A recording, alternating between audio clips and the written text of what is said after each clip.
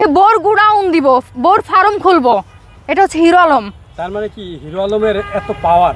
ভাই আমার আমার এখন আমি কি বলবো ভাই, আপনাদের প্রশ্নের উত্তরগুলো আমি দিতে পারতেছি না। ঘটনা হয়েছে ওর পাওয়ার থাকুক আর যা থাকুক এটা আমার দেখার কোনো বিষয় না। মূলত হচ্ছে একটা পুরুষের চরিত্র ঠিক হওয়া উচিত, যেটা হিরো আলমের মধ্যে নাই।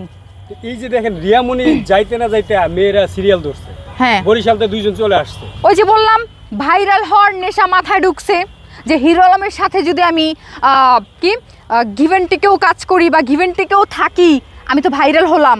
আমি তো হচ্ছে মানে সবাইকে বলতে পারলাম যে হিরো আলমের বউ গার্লফ্রেন্ড আমি, কিন্তু মানে ওই মেয়েদের মতো পাগল তো ভাই আমি না।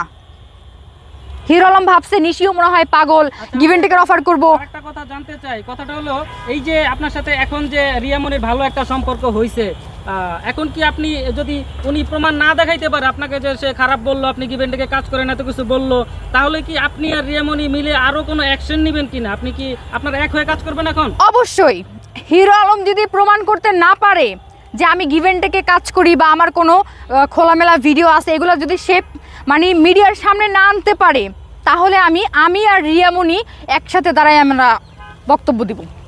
আচ্ছা, এইটা নিয়ে কি আপনি প্রশাসনিকভাবে কোনো ধরনের কোনো ইয়াতে যাবেন না, অ্যাকশনে যাবেন না? যেহেতু আপনার চরিত্র নিয়ে কথা বলছে, সেই ক্ষেত্রে তো আপনার মনে হয় যে আগে প্রশাসনকে জানানো উচিত। তা না জানায় আপনি কেন রিয়ামনির সাথে এক হয়ে কেন? আরে ভাই ঘটনা তো কালকের, এটা ঘটনা তো কালকের।